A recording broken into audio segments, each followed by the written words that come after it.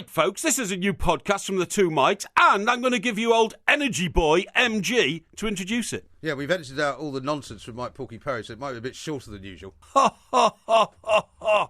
On digital radio and 1089 and 1053 AM. The two Mikes on Talk Sport. She's been replaced by Dr. Orchid.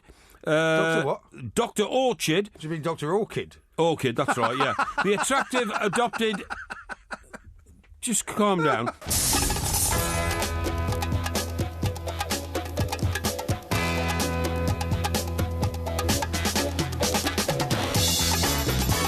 Good morning, I'm Mike Graham, he's Mike Parry, you're listening to the two Mikes and we're in for Colin Murray all week. What's going on Merseyside exactly? Liverpool and Everton seem to have been subsumed during this transfer window into also-ran clubs with no big-name targets, no apparent plans to break into the top four and very little ambition. Just about 35 miles away, Manchester is putting Liverpool in the shade with Jose Mourinho and Pep Guardiola fighting over the world's most expensive stars. Where did it all go wrong? 08717 22 3344. Also coming up on the show, it's Porky Vision, the best TV review this side of Beijing. We'll find out whether Mr. Parry's actually watched anything worth talking about this week. And, of course, we'll have Watch of the Day as well, where we have another look at one of Mr. Parry's many timepieces to see whether it's actually worth any money at all. You're listening to the two Mikes with me, Mike Graham, and Mike Parry on Talk Sport. This is Talk Sport. We are the two Mikes, and it's time to say a very, very good morning to Mr. Mike and Porky Parry, looking very cool this morning, I have to say. That's very kind of you, Mike. Yeah. Why do you think I'm looking cool? Well, I don't know. I just think you're looking quite cool. I mean, in all this heat and people are coming in, struggling out of the streets, Yes. covered in moisture because the tube trains are so hot and, the streets are really, really boiling. Yeah. But you just look very, very cool. That's very kind of you. No, I don't know whether it's just because you've been here a very long time and you've been in the sort of air-conditioned, chamber. It might be something to do with that. I get the very first train, so there's nobody on it. Right. And that makes it a cooler train than a packed train later on. The packed trains are not good at the moment. They're not good. And then when I get off at London Bridge, I've decided now I don't want to get on a tube train or anything, so I get into a taxi. Oh, very nice. And the taxi brings me down to the very office. Good. Man of the people, then. Well, no, it's just efficiency. I have to feel efficient when I get here, and feeling cool means feeling efficient, OK? Yes, that's true. Now, do you know something? Before we start talking about football on Merseyside, which is very, very important, do you think I'm turning into a class warrior? No. Because I'll tell you why. Well, it depends on whose class you're fighting. Well, I tell you why.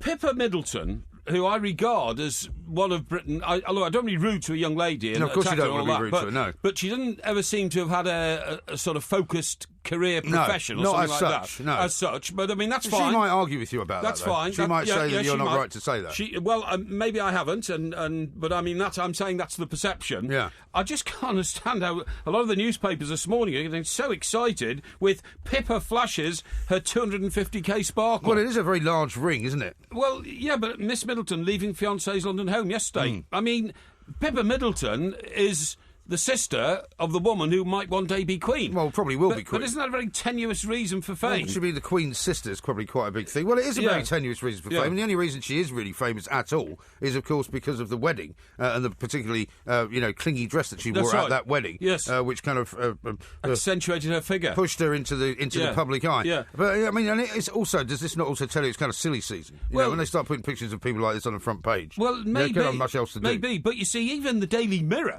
that I regard as the sort of, the bulwark of the people's voice and socialist to the core. The working class, working classes, and let's not get excited about what they're not very keen on Jeremy Corbyn, though, are they? No, the rich toffs are doing. Yeah. Their front page, exclusive, revealed the secret heartache of Pippa's new fiancé. Oh, yeah. Pippa's new fiancé is a multi-millionaire sort of hedge fund But type he lost guy. a brother, I think, on a mountain or something. That's shocking. That was shocking. It really was. But he's got Playboy brothers and all this kind of thing. Now Pippa's the bride. I mean, I've lost. There's acres and acres of it, isn't there? I've lost touch. But anyway, that's me having a whinge about the way the world is. Yes. All I'm thinking is, Mike, looking at the papers this morning, there are a lot of big problems in the world at the moment. Don't worry, the Daily Mail's got another 2 pages of it back behind page 3. I know. See pages 22 and 23.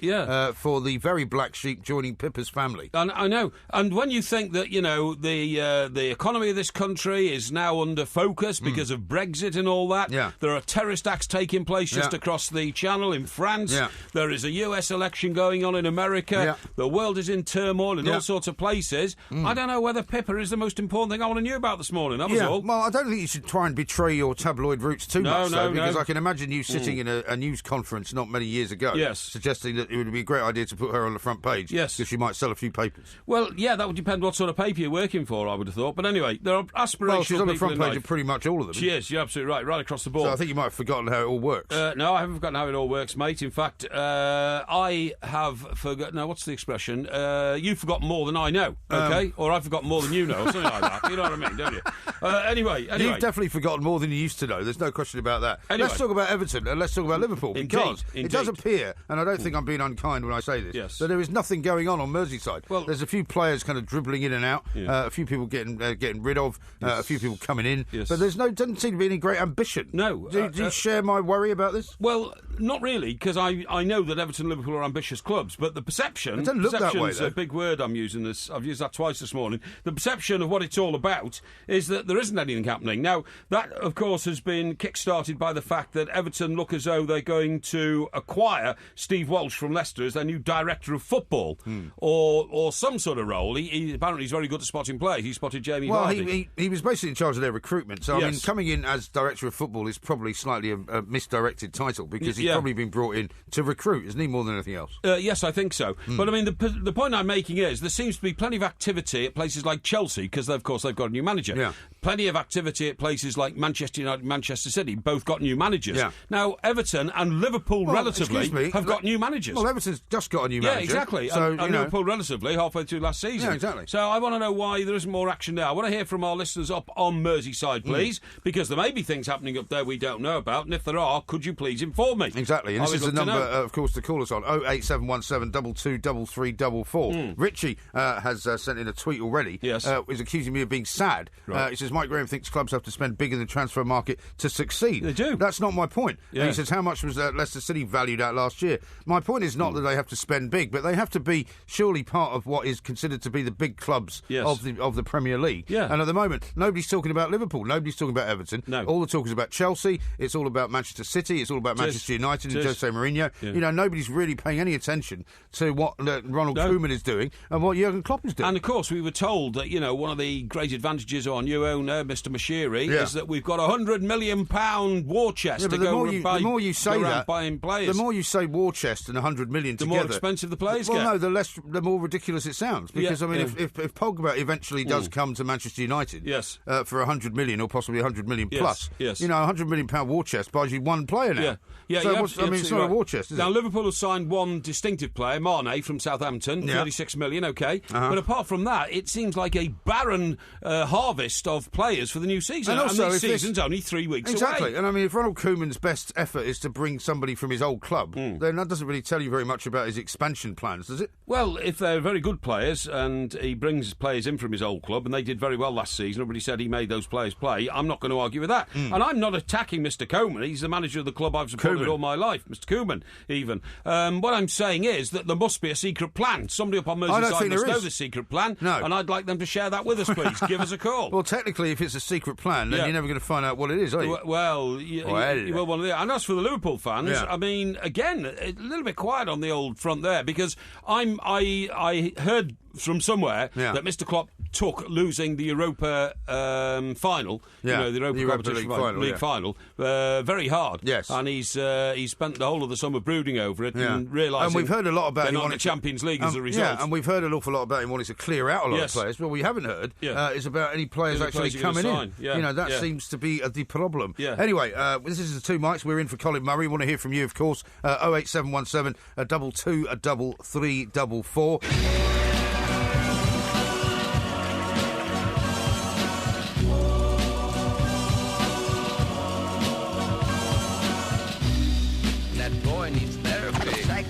This is the Wix phone-in on Talk Sport, of course. We send a £100 Wix gift card to our best caller every single day, as decided by the very, very fair Mr. Mike Porky Parry. Indeed. So make sure you keep a note of who you think is the best caller of the day so far. Of course. We're talking about Liverpool and Everton specifically this morning, and Merseyside, because it seems to me that there isn't much activity going on in the old transfer market, and even the targets that both clubs seem to be looking at are not exactly ones which would get anybody terribly excited. And you wonder if they've become just also-ran clubs now in the scheme of things. Well, I don't think they'll be also-ran clubs, but they're certainly not blowing my socks off, you know what I mean? You wouldn't have thought so. Well, let's see what Everton and Liverpool fans think. We want to hear from you. 08717 223344. Mike is an Everton fan. Mike, a very good morning to you. Morning, fellas. How are you doing? Yeah, okay? very well indeed. What would you like to say? Well, I'm an Everton season ticket holder, and I'm not particularly concerned, to be honest with you, because Koeman said before he arrived, or when he was arriving, wants to have a good look at everybody, make his mind up what he needs, and go and get them. Right. Now, the club for the first time in 30 years has got money behind it, and I'm in my 50s. So from being a kid all the way through the 70s, 80s, what I know is when Everton's got money, it wins. And it will win again. Now, I think there's an awful lot of work to do at Everton, but I think there's some good players. I certainly don't think the likes of £100 million for a kid who hasn't pulled any trees up anywhere. Never mind just at the Euros, but playing in the best side in Italy. He's not, sorry, it doesn't work. That's just nonsense. Yeah. And I don't want to see the club wasting its money that way. Yeah. Mike, you're making some very good points here, and do you know what? Because of last season, Claudio Ranieri went to Leicester and hardly did anything except inherit the squad from the previous manager and then decided to play on the strengths of the players he had. Don't you think that's a bit of a one-off, though? Well, I'm not sure, Mike. I'm not sure. We've got some very, very good players at Everton, haven't we? And without a shadow of a doubt, Roberto Martinez didn't get the best out of players, like some of our younger players coming through. We didn't get the best out of some of the established players who were there, and I wonder whether your theory's right. Mr. Koeman says, actually, this lot aren't bad, and I'm going to make them better. Well, I don't think we need that much. I think we need another good centre-back. I think we need a good keeper. Yep. And we need another striker. I think if they were to get Bowley, personally, I'd play him and Lukaku up front together and just wipe the floor with everything with that. Well, but I like we used to play, so you don't. Yeah, no, but surely I'd be very excited about. But the other problem, Mike, you're quite right to say that you don't necessarily want to see them spending all the war chest on one player like Pogba. But a lot's going to depend, is it not, on whether John Stones is still there and whether, in fact, Lukaku stays around. Because if they both leave, then suddenly it's going to be panic stations, isn't it?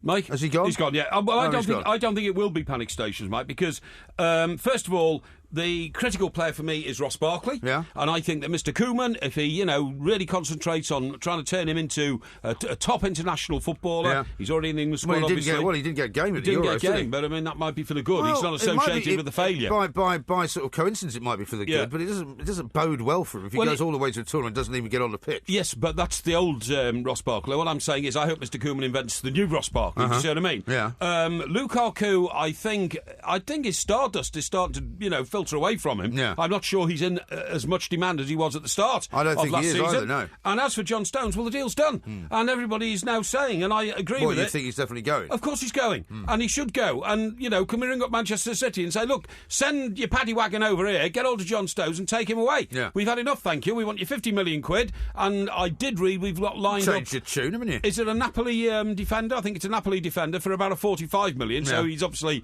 a top-class player. If we get on with that and start doing that, I would be absolutely delighted, because the last thing you want at any club... Kalidou Koulibaly you're talking about? Is that him? Yeah, excellent. Yeah. The last thing you want at any club is a player who hasn't got 100% commitment to the badge on the shirt he's wearing. Well, and true. Here's one from the midfield general who's tweeted in at the two mics. What's Mike worried about? Koeman signed Stecklenburg from us. Ha ha ha, up the Saints. We march on. Because Stecklenburg's a new goalkeeper for Everton. Played for Southampton, played for Fulham, undisclosed fee. But, again, not exactly a top name. Let's see what Graham Beecroft, our man on Merseyside, makes of it all. Graham, a very good morning to you. Morning, boys. Morning. Yeah, hi, Beaky. Now, do you share our trepidation about, not so much from Mr. Parry's point of view about Everton and Liverpool, but certainly from mine, that they don't seem to be making any sort of big inroads or ambitious, shall we say, purchases in the transfer market? Yeah, I think the fans are worried. There isn't any doubt about it. Particularly at Everton, where, they signed Steve Walsh as the new director of football, and hopefully that will have a positive effect between now and the end of the transfer window. So, that unquestionably, is a positive sign from Everton. But what the fans really want are players on the pitch, and preferably named players on the pitch. William Carvalho, the latest to be linked with Everton, the Sporting Lisbon midfielder, Portuguese international. So I think that's a potential signing. But I wouldn't be too worried at this stage of the proceedings, because last year Ronald Koeman made some signings right at the very end of the transfer window, just when Southampton fans thought it was going to be a disastrous transfer window for them. And I think by and large every single one of them paid off, and paid off with some style. So it's not panic stations yet, but I think in an ideal world, players need to be in and need to be training with the squad as early as possible to get to know the manager, to get to know the way he plays and wants to play, and to integrate them with the rest of the players. So not ideal, but that's the way of the world in some circumstances. Absolutely. The three players we feared losing, Beaky, were, of course, from the back, John Stones, Ross Barkley in the middle, Lukaku up front. I think the deal is done for Stones. I think he'll go. But I think I don't think Barkley was ever going, and I think that the wind's changed direction for Lukaku. What do you think? Yeah, I think you've more or less hit the nail on the head there. Stones was always going to go. Ross Barkley, local lad, and I'm sure he will stay, no question about it. Now, Lukaku's interesting because it seemed to be that, he was off down to Chelsea, but, things seem to have changed just a little bit there, and I don't see any smoke coming from Chelsea, which suggests he's their number one target, and he's going to go back there, which might leave Lukaku, in terms of domestic football anyway, in a little bit of a straitjacket. And if Ronald Koeman can persuade him that he's the man to move Everton on, and he should stay there and develop underneath him and develop as an Everton footballer, then you're right. Things might just have changed. But that is going to be the interesting one from Everton's point of view between now and the end of the season. And what about the players going out of Liverpool? Because obviously we've read lots of stories over the last few days, Beaky, about maybe 5 stars going. Any more news on that? No, I mean, they've already lost Skrtel. He's gone to Fenerbahce. Lost. I mean, I think it was a good transfer fee from Liverpool's point of view, really. Kolo Touré has gone as well. So there's 2 players at centre-half have gone missing. Mamadou Sakho is injured, and young Joe Gomez, who, when he came in at the beginning of last season, signed from Charlton Athletic, looked very, very good indeed, but he's injured as well. So there's 4 centre-halves there out for the start of the season, and that's why they've moved for this player who played at Anfield, actually, last season, Ragnar Klavan, centre-half for Augsburg, who actually caught the eye a little bit at Anfield. Yes, he's got 1 or 2 little chinks in his armour, if you want to put it that way, but he looks as though he's physically fit for the fight in the Premier League, as it were, and also looks as though he's got a pretty decent touch as well. So that's one player that's coming in. But as you're suggesting, it's not going to light up anybody's season. The one player I think that's come in who fans will know and will feel, well, I'm delighted about that, is Mane from Southampton. A good player, really good player for Southampton. They signed a goalkeeper, Karius, from German football, from Mainz, one of the former clubs of the manager Jurgen Klopp. Grujic has come in. Not many people know about him, but he did have a very, very good game, apparently at Fleetwood, albeit at Fleetwood in the pre-season friendly. And Matip has come in, centre-half, former Schalke centre-half. So if you look at it, they've gone for players where they needed to strengthen. They needed another goalkeeper, they needed another centre-half, and they're still looking, I think, for a left-back, although apparently the player that they're just signing now can play there, Clavin. So they fill the holes that were the part of the sieve that was leaking most water, if you like. Yeah, OK, fine. And just finally, Beaky, Klopp has had his honeymoon period, and it ended in terrible disappointment because they could have got into the Champions League. Yeah. Ronald Koeman is just entering his honeymoon period. I'd say he's got until Christmas. How will the Liverpool fans put a time divide on how long they're going to be patient with Mr. Klopp's change-around plans? No, I don't think so. I think that, they were impressed with what he did last season, albeit that in the 2 finals the team didn't perform for 45 minutes in both of them, and as it happens, that was not enough to win a trophy. So there were big opportunities there, and those chances don't come along too long.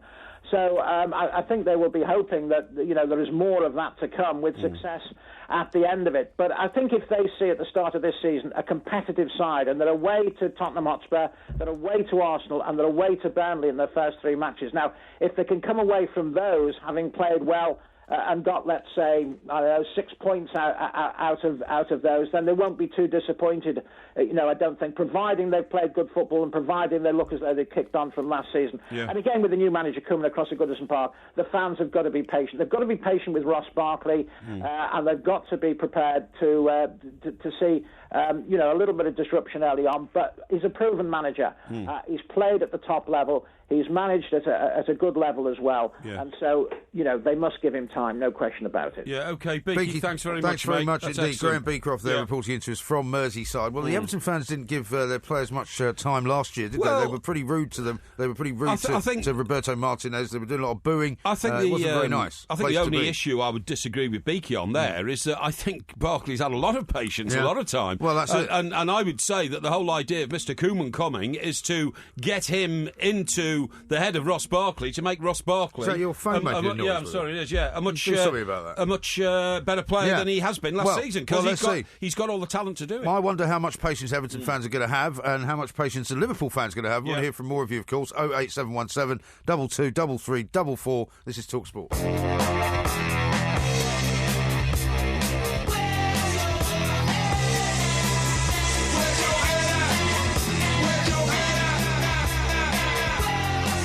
This is Talk Sport. Of course, we are the two mics, and it's the Wix phone-in. If you make the best phone call of the morning, you will get a £100 Wix gift card. All you got to do is impress Mike Porky Parry, which is not that difficult, really. Hey. All you got to do is agree with him. That's not true, of course. A couple of texts and tweets coming in. You can text us on 81089. You can tweet us at the two mics, at Mike Parry 8, and of course at IROMG, which is a slightly complicated way of saying my name.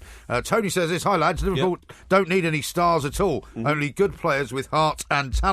And Matthew says... Hang on, you do need stars. Well, I think so. How many massive signings did Klopp make at Dortmund? He prefers to coach the players rather than spend loads on prima donnas. Well, you can say that, Matthew, but... Certainly, he may not have signed stars, but he created stars and then sold them on.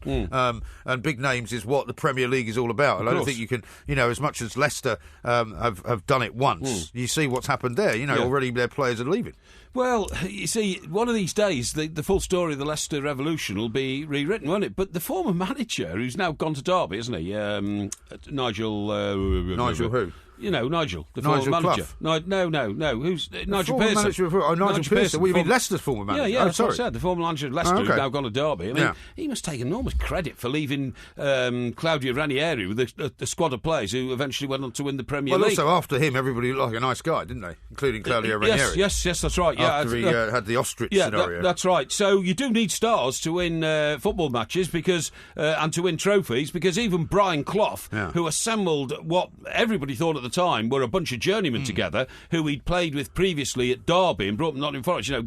People like John who was the big tall centre forward. John Yeah, you know what I'm talking about. Oh, I don't know what you're talking about. Ago. But then he bought in stars like Trevor Francis, £1 million players. And Trevor Francis, £1 million players. But John Robertson, his winger, played with him before and that kind of stuff. You're talking about Nottingham Forest? Yeah, he made stars of them. We're going to be talking about the guy who wants to buy Nottingham Forest a little bit later. Oh, we certainly are, indeed, because he seems to be running into a bit of trouble, supposedly over in Greece. How about this from Tony the Welkman on a very overcast Bognor beach? He says, "Morning, Mike and Porky. With all that is going on in the world at the moment, I found those pictures of Pippa quite refreshing."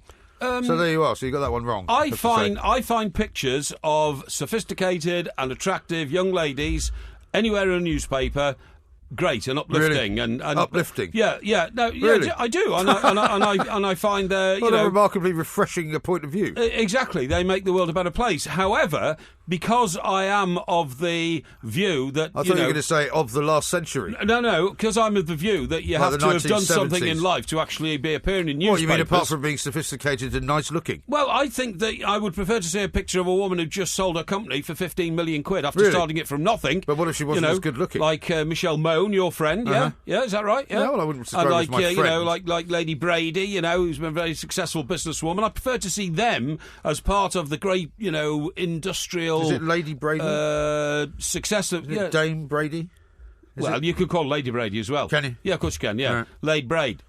Laid Braid. How about we move on? Yeah, how about this from Andy, who's a Chelsea fan in Dartford? Mr. Parry, take it from me. Chelsea will sell goalkeeper Asmir Begovic to Everton, and Chelsea will sign AC Milan keeper Lopez as a replacement. Really? Well, that's a bit of inside knowledge. Yeah, absolutely right. Is he any good? Who? Bezovic. Yeah, of course he's very good. Yeah, right, he's okay. a decent guy. He didn't do that well at Chelsea, but he's a pretty good keeper. That's what I mean. Harry says this: the manager should try and get the best out of current players for a change. Spending mega money is no longer a guarantee of success. That is a very good point. I like that point. That's point of the day so far. Is it? That you shouldn't always now just head for the chequebook to try and improve your team. Have a look at what you've got. That's very true. But equally, at the same time, as you look at the amount of money that's available in the chequebook, there's not that much there anyway. I mean, everyone's keeps hearing about this war chest, right? But 100 million quid is not much of a war chest. Let's look to Steve. It's one player in Manchester United terms. Who's an Everton fan. Steve. Steve. Very good morning to you. Hi, man. You've been basically saying everything depends on Ross Barkley. Well, over the last 2 years, Ross Barkley has been the most mismanaged footballer at both club level and international level. I agree. Yeah, I think you're going to see a different Ross Barkley this season. At club level, Martinez mismanaged him, and even more so at international level. He played for England just after the World Cup debacle. Yeah. And he come on when England were winning the game 2-0, I think it was. He come on for 5 minutes from the end, and he gave the ball away on the halfway line. And Roy Hodgson come out and lambasted the lad. He did, yeah. Yeah, and I don't think he ever recovered from that statement. That I think you could be right. So, Steve, from what you've just said, you've contradicted your opening statement. Oh, you're putting a lot of store in Ross Barkley, but you and I apparently agree he can be a much, much better player under our new manager. I totally agree with you, Mike. You were saying that Ross Barkley has got to come to the fore this season. He has, but he will. Yeah, well, I think he will as well. Under Ronald Koeman, I think, and even whoever England get in as the new England manager, he didn't get any game time at all in the Euros. And the stats said he was the best, even though he had a half-decent season last season, he was better than any of the midfielders playing for England. And do you know what as well, Steve? If he goes from Koeman to Sam Allardyce, who I expect to be the England manager, he's playing with managers of the same persuasion, very much of it, in terms of how they will utilise Ross Barkley's extraordinary ability. Yeah, I totally agree with you there, Mike. I think you'll see a far different Ross Barkley next season. I hope so. As for the signings, there's another 3 weeks before this season kicks off. The guy's only been in the job 3 weeks. But when he signed for the club, 2 weeks, he was still on holiday. Yeah. So, but he was writing a column for a newspaper, Steve, before he was even taking the job. So it wasn't as if he was keeping himself, out of the game, was he? Absolutely true. Well, let's be patient here. Things are happening. Yesterday, it was reported about the new ground. They had a meeting. They had a meeting with the mayor, didn't they? That's yesterday. So you can't run before you can walk. No, that's great. What of those on the other side of the park, Steve? What are you expecting of them next season? Relegation, I hope. Yeah, well, what you hope, mate. It's a very healthy attitude. It's a very healthy attitude. I think it's a great attitude. But realistically, I don't stand in awe of Liverpool or them, and I think realistically it'll be a pretty fascinating battle between Mr. Klopp and Mr. Koeman next season, and it'll bring the best out of both of us. Yeah, I think it will, But, for me to have an opinion about Liverpool, I haven't got one. No. Because I don't care about them, to be honest with you. No, that's good. That's a good answer. Well done. I think that's fair enough. Yeah. Let's see. We've got more calls to take on this, of course. 08717 223344. Here's one from Blue Mona. He says, ask Porky how many goals he thinks Raheem Sterling will score this season. Porky jinx in reverse. Excuse me. Your last season you said he wouldn't score more than 4. I didn't. I said he wouldn't score 5. Yeah, well, that's more than 4. No, I said he wouldn't score 5 Premier League goals. Yeah. And what's the difference between more than 4 and 5? Hang on. Just hear me out. What is the difference? Well, that's why you go into a 99p store, because it's not a pound, okay? Yeah. Do you understand that? I do understand that, but if you said to me that I will be... this will cost no more than 99p... then it would be the same as you saying he will not score more than 4. If I'd have said he won't score in 5 Premier League goals next season, you would now owe me money. What? Well, in the end, he only scored 6 Premier League goals, but he scored 3 in one game against a weak and feeble opposition. First of all, so he only scored in 4 games. So I got it right. He only scored in 4 games. Calm down. Take another glass of milk and you'll be fine. Your bet was not with me, it was with Paddy Power. Oh, that's Paddy Power, by the same token, actually forgave the bet because they didn't think you were being serious. They didn't register it. You could have possibly been in any way compos mentis when you made it. And so they didn't think it was enforceable. But you said it was nothing to do with how many games, it was to do with how many goals. And you got it wrong. I didn't get it wrong. Yes, you did. This is Talk Sport.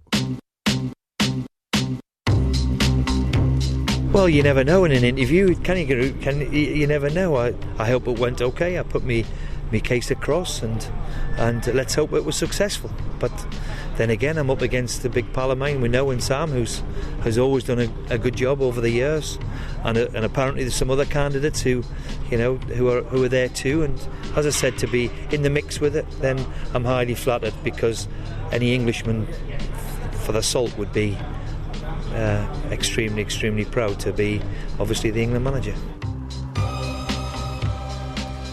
What is Steve Bruce on, by the way? Well, why is he saying it? I don't know. Why is he talking like that? If you go for a job interview and you know there's 2 or 3 people in for it, normally there's a bond of sort of confidence between you and the people you've been talking to. I mean, he did say, actually, when he was asked, well, what did you talk about? He said, oh, well, that remains within the interview room. But surely if somebody says to you, how well do you think you've done?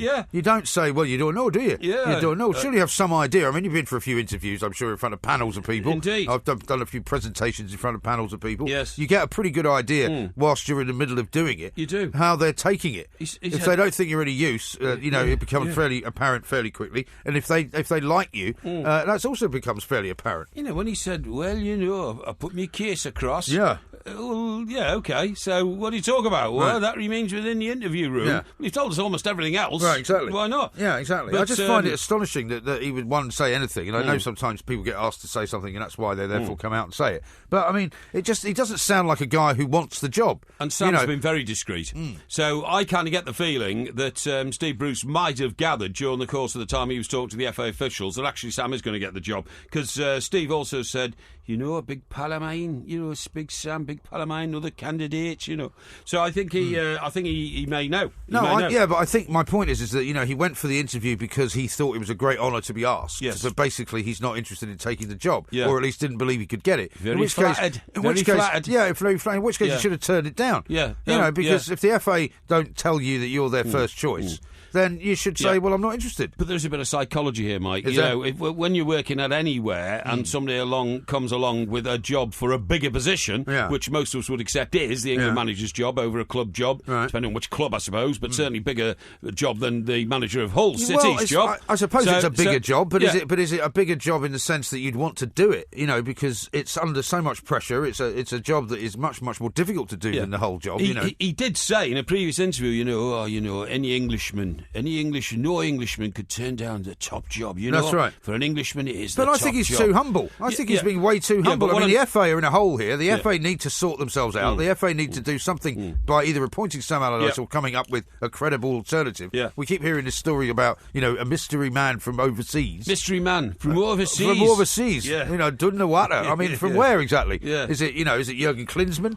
Is it Gus Hiddink? Sea from sky. Is it Brendan Rodgers? I mean, he's from over the sea to Northern Ireland. Well, listen, all I can say is that Sam's kept a very low profile since he went for it. Now, one newspaper report this morning, which I'm tending to believe because I have an inside handle on these sort of things, says that... Why do you have an inside handle on these things? Well, because I do. And what does that mean? Well, I'm not going to answer that ridiculously you're the man with the question. connections in this room to the FA, right? Yes, that's right. Yeah, you still talk to people there? Yes, still talk to people there. And it could be sorted by Friday, in which case... So we could have a New England manager by Friday? Could have a New England manager by Friday. Do. And it's not going to be Eddie Howe, is it? No, it's not going to be Eddie Howe. It's going to be Sam Allardyce. Now, and what's very interesting is that, I sort of derided the idea of why they're going around talking to all these people. Why are they talking to, people like... Jurgen Klinsmann. But why are they going for advice to people like, Sir Clive, what's his name? The rugby Sir supreme. Clive, what's his name? Sir Clive... You mean Sir Clive Woodward? No, yeah. you don't mean him. Yeah, you don't. No, they're not going to him.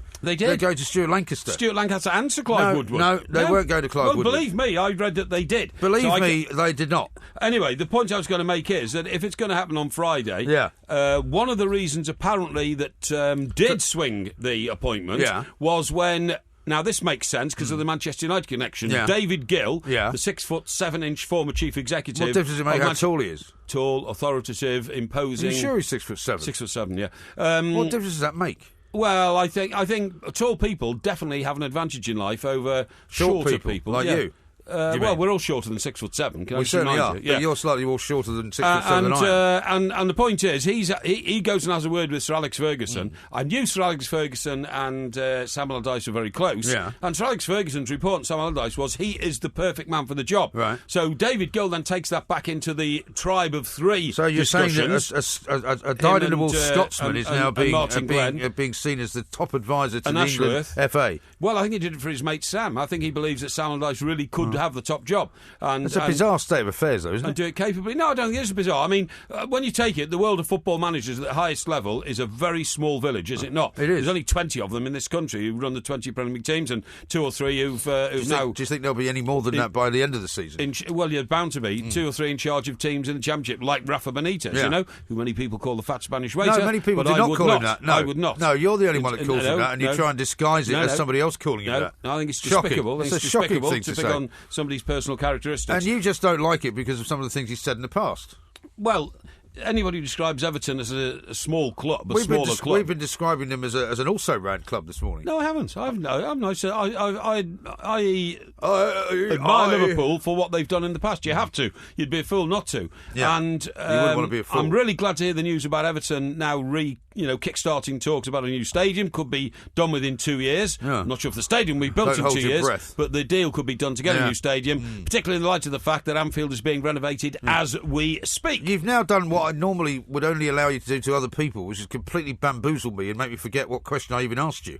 You asked me. What did I ask you before you started that long rant? No, you asked me. I said, why on earth do people like Steve Bruce treat the FA with such respect when they really shouldn't? Well, he's more or less saying, if the FA call, I'll come crawling on my hands and knees, even though I know they don't really want me, even though I'm not going to give them much of an interview because I know my mate Sam Allardyce is getting the job. Isn't the answer to that fairly obvious? What? They're the people who appoint the next England manager. Therefore, you treat them with reverential and respect. Of course you do. No, I disagree. We've all been in positions where we thought... I would not treat them with any respect. Does my future rely on that particular individual? Well, yeah, but until that particular individual that's gives you disingenuous. The job, well, people are disingenuous. Well, I'm not. Well, you are, and you would be exactly like that. No, I'm not disingenuous. You would crawl to them and go, well, maybe I don't get it this time. No. Maybe I'll get it next time. No, rubbish. That's not true at all. Can we go out and have dinner anyway? That's not true at all. I tell you, I got my first job on the Express. Well, hang on a second. Yeah? Before you say anything else, if Sam Allardyce gets the job on Friday, right, that means 2 weeks before the football season officially starts,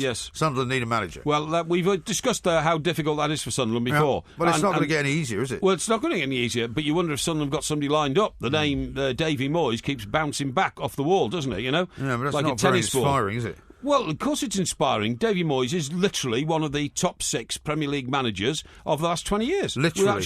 Without a shadow of a doubt. One of the top 6 managers of what? Of the Premier League over the last 6 years. Don't talk rubbish. In terms of don't talk absolute rubbish. Mike, in terms of the number of games... He's not even in the top 10. In terms of the number of games he's been in charge of in the Premier League, I can promise you he's in the top 6. Well, I can promise you that if we put that out to the vote right now, and maybe we'll do a vote, actually, is David Moyes in the top 6 of managers of the Premier League, going back how far? In the last 20 years. In the last 20 years? Yes. I think you will get a resounding no. No, he is. I think I'll put it get a resounding yes. I'll put it out as a Twitter vote, I think. You get a resounding yes from the neutrals. 08717 22 3344. We are still running. Don't forget the Wix phone in, and a £100 Wix gift card is available for the best caller so far to the show. Is that right? It is, and you get to choose who it is. It's a very important role on the show. Indeed, I do. Yeah. Indeed, I do get to choose who it is. Yeah. Just the final thing on the Steve Bruce issue. Yeah. If he doesn't go, Hull are very happy. Obviously, the fans are very happy. It improves his stock with the fans because, in a way, he hasn't deserted them. You see what I mean? Exactly right. And that gives him more strength against a difficult chairman. I'm not saying he's a bad chairman or a good chairman, but the issue with the name of the club and all that kind of stuff, which Steve Bruce doesn't want to change, it gives him more leverage. So I think in a way Steve Bruce has played very good football politics. I don't think he has, because he's gained nothing, and all he's done is make a fool of himself, in my view. Yeah. How about this from Chris? He says, if Fergie thinks Allardyce is so great, how come he didn't recommend him as his replacement at Old Trafford? Very good point. And Percentage says, Fergie recommended Moyes as well, Porky, you plank. Yeah. Yeah, but I mean, this is recommending him for an England job, not for the Manchester United job. He doesn't care about the England job. He cares more about Manchester United. He got that one wrong, didn't he? Well, the point is, I think that he looked at Steve Allardyce and said, Sam Allardyce, and he said, what he said was... Steve Allardyce. What he said, let me fit the man to the job. Yeah. And don't put a square peg in a round hole, which he would have been had he been the manager of Manchester United, because he didn't have anything like the experience necessary, i.e. European competition, dealing with players of the very highest calibre to be able to do the United job. But he can do the England job very well. And I'm sure Sir Alex realised that. Well, very possibly so. But, I mean, now you're into the realms of what can only be described as speculation. Yeah. How about James saying this? Now he's mentioned Johnny's brother, Clive, what's his name? Eh? Johnny's brother, Clive, what's his name? Oh, no. Johnny Wilkinson's brother. What's he got to do with it? Not Johnny Wilkinson, no. We're talking about Clive Woodward. Clive Woodward, and you missed Stuart Lancaster. Yes. Yeah. What about... sorry, where are we going on this one? I think he's just trying to make fun of the fact you keep forgetting people's names. Oh, OK. Well, I do occasionally, but I mean, the reason I don't stop and hesitate is because it slows the flow of the show. That's right. If I call somebody... Steve Allardyce. No, if I call somebody, what's a name or thingamajig, you know what I'm talking about. Yeah, I normally am able to guess it. Exactly. Yeah. Dee says this, Porky's lack of sleep is making him sound like even more of a gibbering plank than usual. No. Get that man sedated and now. No, I've got so many things going on in my head at the moment. Yeah, I know. That's true. Right. And somebody's also saying that your impression of Steve Bruce sounds more like Vera. No. Well, Vera and Steve Bruce sound very similar. Yeah. They come from the same part of the world. Yeah. Didn't you know that? They do indeed. Right. We're headed up that way later on in the year as well, are. September. But we're going to Edinburgh as well, so we should talk about Edinburgh that coming Festival, up. 3 Edinburgh nights. Festival, 3 nights, yeah, absolutely End right. of August. This is, of course, the Two Mics on TalkSport. On digital radio and 1089 and 1053 AM. The Two Mics on TalkSport. You can have a relationship with a horse. So she really loves... No, not like that, you idiot.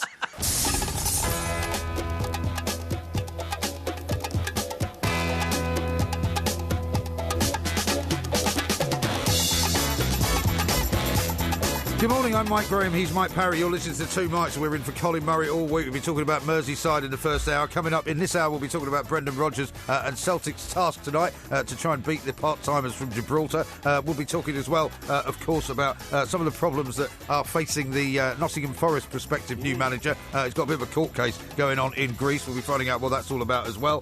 Plus Porky Vision a little bit later on in the show. The best TV review this side of Beijing. You're listening to the Two Mics with me, Mike Graham, and Mike Parry on TalkSport.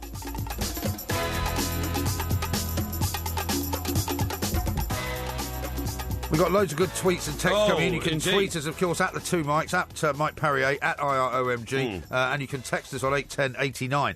This is one from Tony and Barnet. He says, I think Sam Bruce would be a better England manager than that Steve Allardyce. Yeah, well, you're probably right. Sorry about that. I was confused there because I had a multiplicity of tasks. Yeah, I know. You're not very good at multitasking, in this studio and got confused. Yeah. Anyway, glad to say that people are starting to agree with me. Cotty says, I actually agree with Porky re Moyes. Based on his Everton spell, what? It scares me that I agree with Porky. That is very scary. You know, and Robbie, for some unknown reason, and you tell me if you can see where this is coming from, he says, once again, Porky's bitter and twisted views towards Liverpool FC are coming out, the Jew said. Yes. Did I express any bitter and twisted views? Well, no, but you're very subtle in many ways when you talk about really? the Merseyside battle, because, of course, you're an Everton fan. And, I mean, we had an Everton fan on earlier, and you said to him, you know, what do you think Liverpool are going to be like next season? And he said, well, hopefully they'll get relegated. Yeah, and I couldn't care less anyway. I mean, if you're a real Everton fan, that should be how you feel about Liverpool. But you can't be like that, because that would be unfortunately rude, wouldn't it? Well, also, I don't As a want professional broadcaster. Exactly, I don't want to show any preferences for any club. But you must have them, though, well, because it's impossible not to have a view. Of course I have. Everybody knows that I support Everton. Now,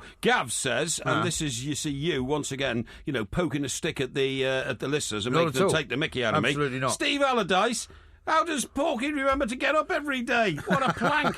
Well, you don't have to worry about that, do you? Because you don't go to bed. Yeah, We're going to take a couple of calls in a moment. 08717 22 3344. Don't forget, this is the Wix phone-in, and you get a £100 Wix gift card if you are the best caller of the day. And we've got a couple waiting, Graham and Brian. We're going to come to you in a second. Gavin says this, has Porky lost his mind? David Moyes, top 6 manager in Premier League history. He must have missed his medication this morning. No. And here's one from Gabrielle, who says, Porky made me choke on my water with his Moyes quote. Fergie, Wenger, Redknapp, Jose, Rafa and Harry, all better off the top of my head. Let's talk to Graham, who's a Man United fan. I think he's going to say that David Moyes isn't that bad. Graham, a very good morning to you.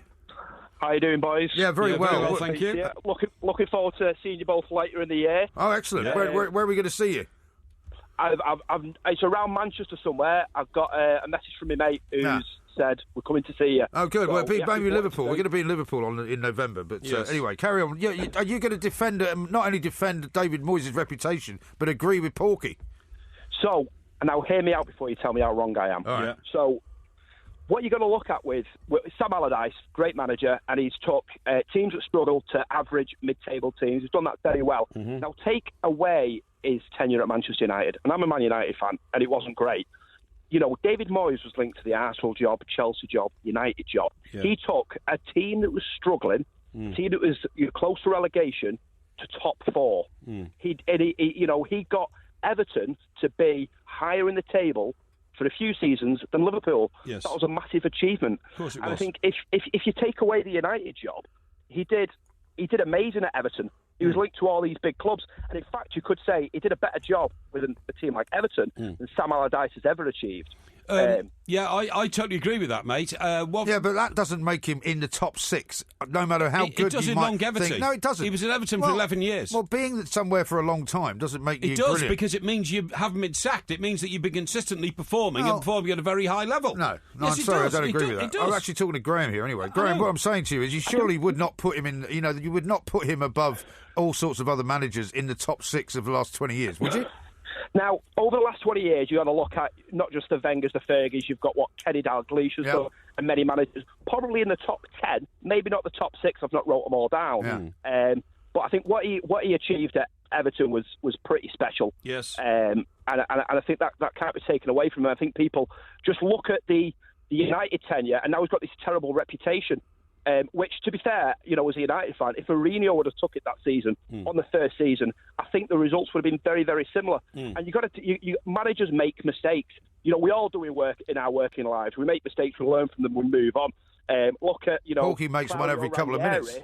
Claudio Ranieri has made mistakes in his career, and look what he's done at Leicester. Now, in terms of long tenure, would Claudio Ranieri stay at Leicester for the next 10 years and keep them where they are, say top 10? Probably not. No, probably David not. Moyes did achieve that. Yeah, Right. well, thank you very much indeed. Graham, it's a very interesting point of view. I have to say, I think you've been Yeah. on the same laughing juice as Porky has. As Simon says, Moyes' management record is this: Preston, failed; Everton, failed; Manchester United, failed; Real Sociedad, failed. I think that pretty much says it all. It doesn't say anything at all. He got Everton into the Champions League at Everton, okay. Into the qualifying round and then got knocked out. Well, unfortunately, That's not into the Champions League. That was down to... That means he got into the qualifying round, that was down to but a didn't deficient qualify. referee. No, that means he didn't qualify. A deficient referee. That means he didn't qualify. And the other thing I'd like to say is that how did he fail at Preston? He did so well at Preston, he got promoted from a Championship club to a Premier League club. He got pinched, yeah, but I mean, he didn't do anything for Preston. Yeah. Let's hear what Brian has to say. Brian is a Leicester fan, I think. Brian. Hello there. Yeah. I must say, first of all, you're both legends, and Porky has got a top football brain. Thank you very much indeed. Well, he's got some kind of brain, but I'm not sure what it is. No, that's very kind of you, Brian. Thank you. Thank you. I'm 64 years of age, and I've managed at different senior non-league football and coached youngsters and everything. Good. 2 weeks ago, after that Iceland defeat, I was embarrassed, and I was asked from people at work or whatever to apply for the England manager's job, which I have done. And now I have received a reply. Have you? Have they given you an interview? I've not been dismissed. It was signed by Christine McGill, Executive Assistant to the CEO. Yeah, and what does it say?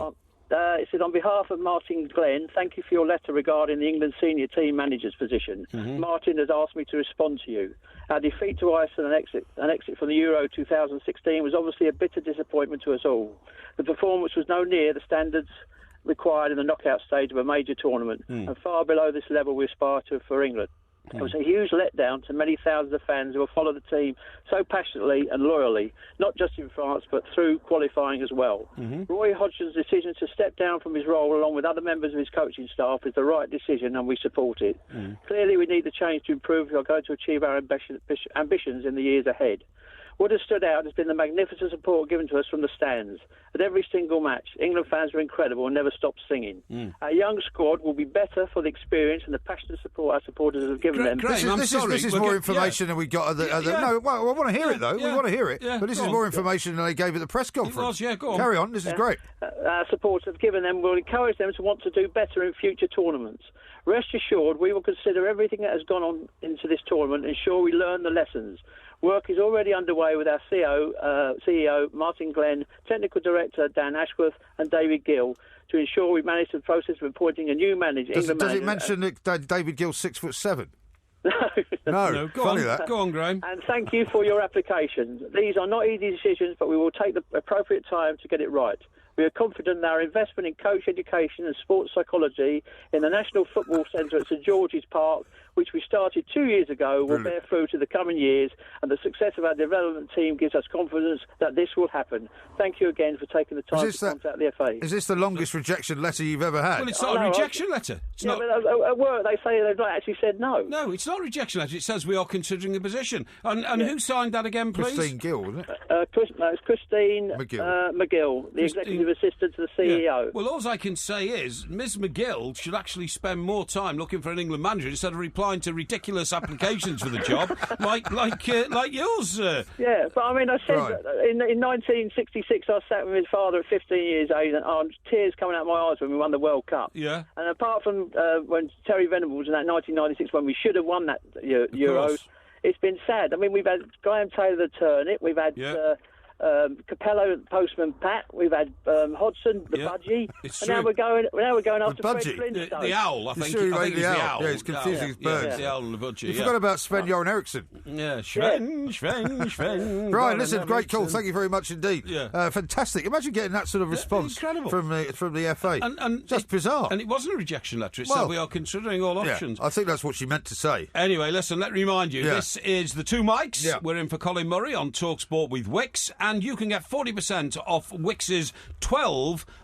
sorry, it's not 12. It's 12-inch. You can get 40% off Wix's 12-inch oscillating desk fan. You know an oscillating desk fan? This is oscillating desk fan. It moves from left to right. Yeah. They're very, very useful in this sort of weather, believe me. Are, absolutely. Absolutely fantastic. I should get one. Fantastic bit of kit. Now, the very good news is, that was £19.99. But it's now, for some unknown reason, £11.24. Well, because there's a run on them. Well, that's right.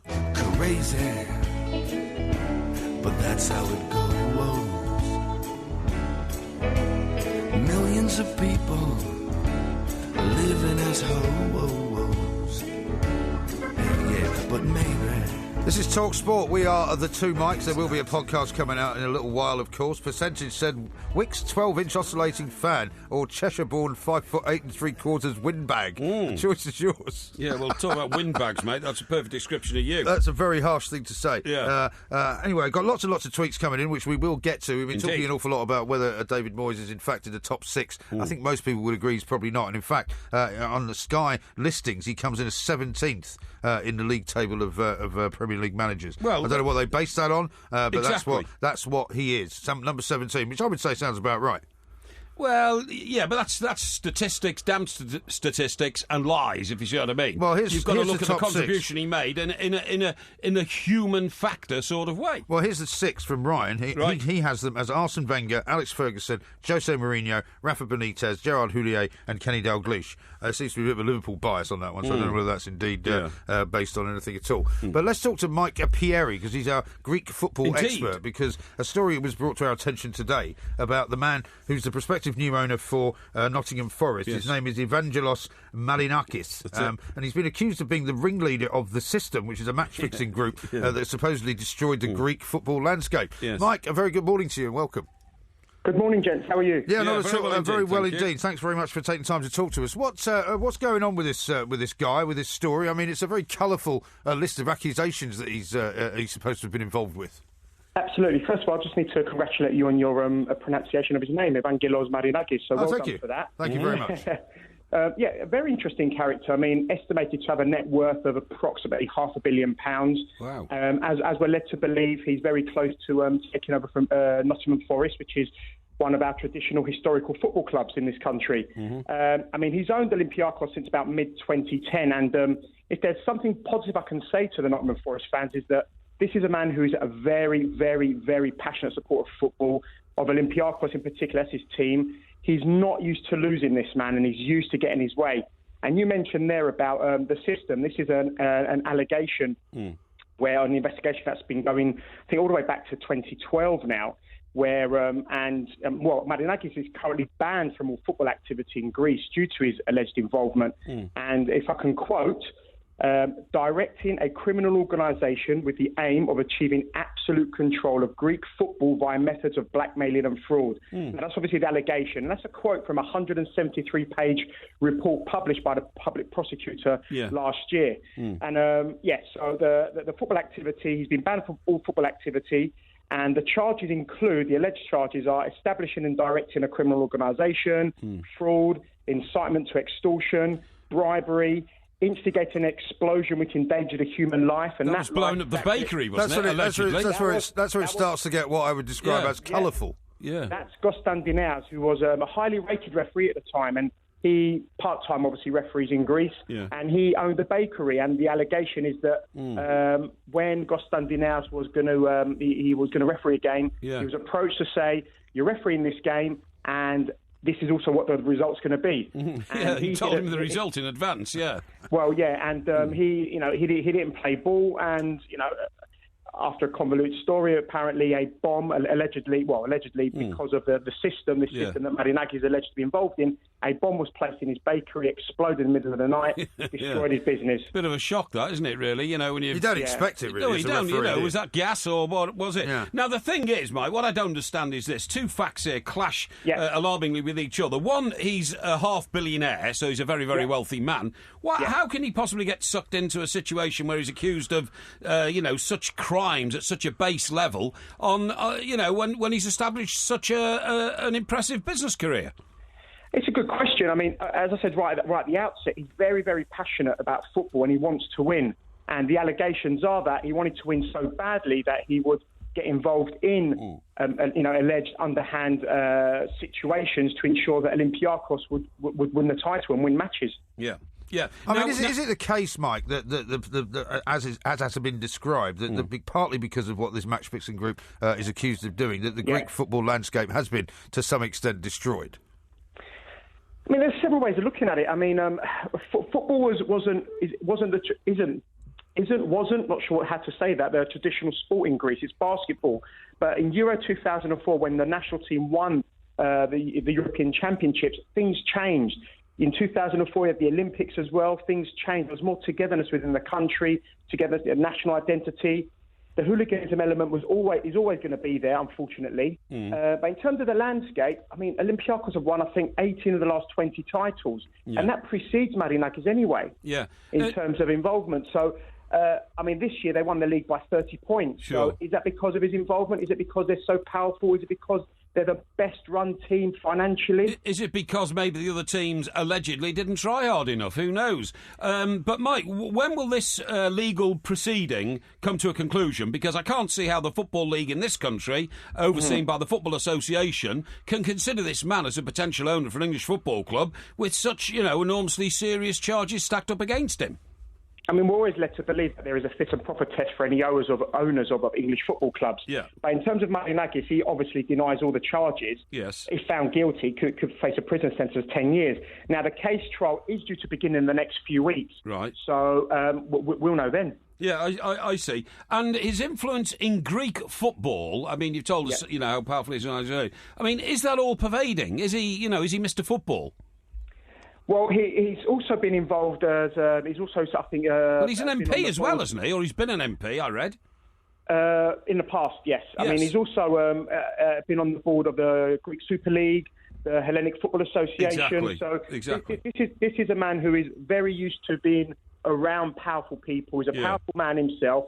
And as I said, he's used to getting his own way. Yeah. Well, just one last final question, Mike. It might be outside of your sort of field of influence, basically. But given what's going on in Turkey at the moment, and football being a massive sport there, I mean, is there any possibility that things may change and that some players who might previously thought of going to play in Turkey from other parts of Europe won't now go, and that maybe Greek football could have a bit of a renaissance?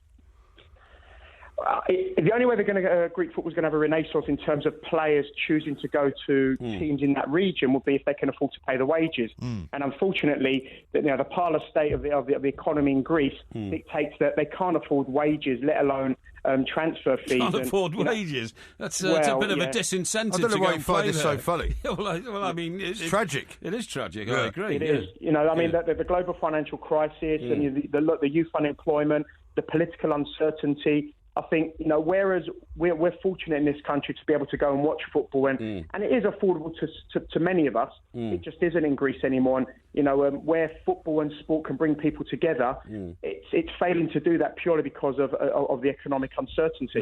No, you're absolutely right. I thought the most poignant sentence from Petros Konstantinesis, the referee, I thought the most poignant thing was he said, "Thank God, as a baker, I don't go to work till 3 a.m. The bomb went off at 1:20." Yeah, well, there we are. Yeah, absolutely. There's always a silver lining. Thank you very much indeed. Mike, thanks very much indeed for taking the time to talk to us. Mike Parry there with news from Greece on Nottingham Forest potential new manager. Shocking situation. It really is. It sounds awful. Doesn't look as though there's very many happy people in the world of football. Football you'd have to say, given the Football League's sort of record on this thing, yes. It may well be that it doesn't prevent him from becoming the owner of Nottingham Forest. We can't assume anything because the case is underway in a couple of weeks. Absolutely. So we have to see if Mr. Marinakis' plea of innocence, in fact, clears him of all these allegations. We shall see. Yeah. This is Talk Sport.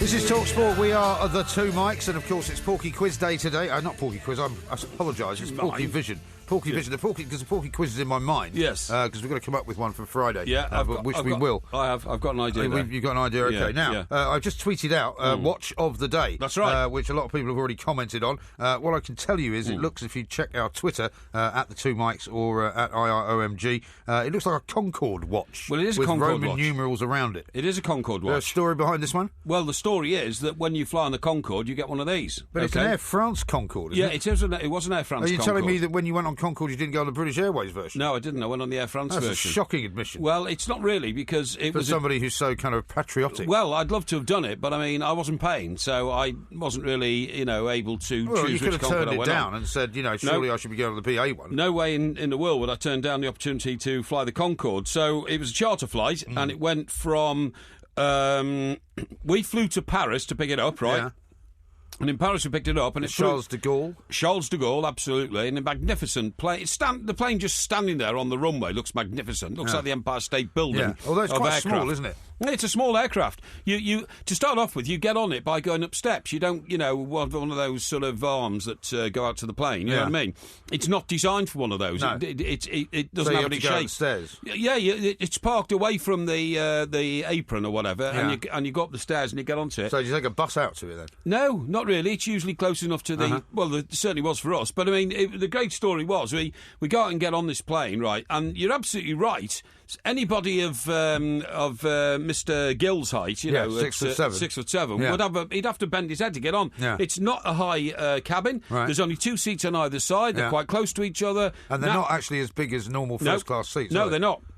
And it's a normal aisleway, yeah. And that's it, to the back of the plane. It's very one-dimensional plane. So you got a free watch for flying on Concorde? You get a free watch, and we flew down to... Can't be worth much then, can it? Eh? Can't be worth much. What do you mean? Well, they're not going to give away a watch that costs £1,000, are they? I think you'll find that the people who fly on Concorde are quality people. Well, you may say that. Well, not on that particular day, because you were on it. No, but if you're playing $5,000, which it was in those days, just to fly one way on Concorde, you'd be expecting to get a watch that was worth more than just a few quid, wouldn't you? Yeah, but it wouldn't be worth more than 100. Because how about this from Wilson, who says Porky's watch is another desperate, attention-grabbing, ghastly nouveau effort. No, it's not. What about understated elegance? No. It was just given me, so I decided, I'll have it. Thanks very much indeed. Yeah. Something to remember your life by. Now, we flew down to Senegal, where the plane refueled. And then in Senegal, we crossed the Atlantic and almost the South Atlantic to get to British Honduras. Yes. And that took an hour and a quarter. An hour and a quarter? Yeah. Really? Yeah. Well, that's the sort of top of South America. To go from Africa to the top of South America took an hour and a quarter. Not bad, is it? It's utterly unbelievable. It nearly took us that long to get to Soho yesterday in a cab. It did, you're right. You fly at 60,000 feet, so you're on the rim of the Earth, there's a blue haze. Did you see the curvature? I did see the curvature, and also you're getting a certificate to say that you can justifiably call yourself an astronaut from now on. You've said that before. Because you're flying over 50,000 feet. We've spoken to an astronaut about this, and he says that's absolute rubbish. Yeah, well, Well, bring the certificate in and show it to us then. I'm not sure where it is. Oh, really? No. That's a funny thing. Maybe you'll find it in the drawer with the picture of you and Bill Clinton. Well, you never know. The point is that it was a once-in-a-lifetime experience, and the other thing is... Was there much champagne taken? Yeah, lots. I thought you didn't drink champagne. I don't, but there was lots flowing around. I had some wine. Okay. I like a bit of wine. You know what I mean? And the... Did you get the other freebies? Well... As well as a watch, like a pair of slippers, maybe? No. Cufflinks? No, but the strangest thing is, when Concorde was then scrapped, everybody who was registered as having flown on Concorde, or certainly this is what I was told, because I got one, was sent a signed picture of the Concorde flying over Manhattan, right? Yeah. And signed by the pilot, who was the chief Concorde test pilot, which I've got in my penthouse in Gosport. Oh, right. Yeah. So you know where that is? I know where that is, yeah. Okay. Yeah. I Just could bring not the that astronaut certificate. Yeah, I don't know where that is now. I could bring that and show you, but you wouldn't be very interested, I don't think. No, I don't think I would. It's only a picture Didn't they ban of it from flying over Manhattan after a while? Manhattan is definitely below this plane, so it must have been before they banned it. Yeah, flying no, over but I'm Manhattan. thinking, did they not at some point ban it? Maybe they could have. They could have done. Yeah, I suppose so. Yeah. Yeah. There's a great. Just moving on. There's a great tweet here. It shows a picture of us at rugby on the stage. Oh, yeah. And the table between us has got a bottle of champagne which you were drinking, a bottle of wine which I was drinking, and 2 other glasses of spirits. And it says the 2 mics earning a crust, sitting down, drinking, plonk, and having a moan. What a genius of a dream job. It's not quite that simple, is it, Mike? And I'll tell you what, that's not from rugby, that's from Hen and Chickens, that picture. Oh, is it? Yeah. Oh, I can tell. Oh, yeah, I can tell the table. Because I wasn't wearing that suit. Oh, okay, Or that shirt. Yeah. But anyway, it's very nice. I thought you wanted to have this big campaign about orangutans and how you want to save them. I want to tell you about them now. Yeah, I haven't got a lot of time now, though. No, I know. But you can start the campaign. No, I want to tell you. You see, in the handover this morning, we brought up the important issue. As soon as I mentioned the fact that the orangutan was going to be extinct soon. With Mr. Brazil and Mr. Parler. Yeah, I think Mr. Brazil said something like, so? Yeah. Like he doesn't care. Yeah. Well, I mean, people do mirth. care if orangutans disappear. There was some mirth. Well, you've often said to me that you don't care whether some species disappear because you don't see them around anyway. What I said was... You said that about the white rhino. I did. I said, look, if the white rhino disappeared, it wouldn't affect my life one iota. I couldn't care less. Right. Never seen one. Yeah. Went to South Africa, went to the Kruger National Park, saw all the other big animals, didn't see a white rhino. Yeah, weren't there I any don't care about the white rhino. Weren't there any wandering about the Stellenbosch vineyards then? No, there weren't. No. There aren't any rhinos in the Stellenbosch vineyards. This is in the Kruger National Park. Yeah. There's quite a couple of hulking beasts, though, when you went there with Andy Townsend. Eh? A couple of hulking beasts when you went there with Andy Townsend. Where was that? In the Stellenbosch? In the Stellenbosch drinking area. Well, the only hunky beasts out there were me and Mr. Townsend. That's what I just said. 6 bottles of That's what I just said. Free wine. Keep up. That's a great thing about going to visit a winery. Yeah. If you're a big shot from the English media, they give you loads of free wine. Funny that. Did you get a free watch? No, I didn't get a free watch. No. Now, I know that you've got a special affinity with the orangutan, okay? How do you know that? Because I've heard you talk about it in the past. No, I don't think you have. I could have a relationship with an orangutan without a shadow of a doubt. Could you? Well, they're very intelligent creatures, aren't they? No, you know what I meant by that. Well, that was. Well, I have no idea what you meant by that. Well, that was when we were discussing an orphanage for orangutan. What do you call them? Pups? Cubs? What are they called? Orangutan, what, the babies? Yeah, babies. I don't think they're cubs, are they? Yeah, babies. Because what happens is, you see, one of the reasons why the orangutan is under threat is that they're clearing the forest in which they grow up in Borneo. Oh, yeah. Now, Borneo is the original home of orangutans. I'm not sure they're anywhere else, actually. They're certainly in Borneo. Well, since you're a specialist in orangutans, you ought to know, really, shouldn't you? Well, I talked to the people called the International Union for Conservation of Nature, and they say orangutan numbers across southeastern Asia, and particularly on Borneo, have declined 86% between 1973 and now. Apparently they're only found in the rainforest of Borneo and Sumatra. That's right, Borneo and Sumatra. And, I think it's a crying shame. Now, that reference was to the fact that sometimes these little orangutans who are orphaned because their parents have been killed during deforestation and all that, are brought up in human households because they're so frightened and scared, and and other orangutans apparently won't adopt them because it's not the way orangutans go about. They don't believe in adoption. They don't believe in adoption or orphans and all this kind of stuff. Yeah. So all I'm saying is I think it's a crying shame. Yeah. And it's interesting that when I spoke to Mr. Brazil about it this morning in your company in this very studio, and he was dismissive. Yeah, okay, Porky. So what? We've had a barrage, I would say, of communications. From our millions of listeners who have accused Mr. Brazil of being heartless, cold, cruel, uncaring, and actually rather selfish about his own position on this earth, without relating it to those less fortunate than him, like the orangutans. Thank you very much. Chris in Tamworth pretty much sums it all up very well. Morning, lads, he says. I just want to agree with an earlier caller and say Porky definitely has a football brain. It's big and round with nothing in it. This is Talk Sport. On digital radio and 1089 and 1053 AM. The 2 mics on Talk Sport. Anyway, thanks for your interest in my trip to see you. You haven't asked me about my mother. You haven't asked me about my sister. You haven't asked me about my son. Nothing. How's your mum? She's very well, thanks. And how's your sister? She was very well too. How's your son? He's great. Great. That's got that out of the way then. Scumbag.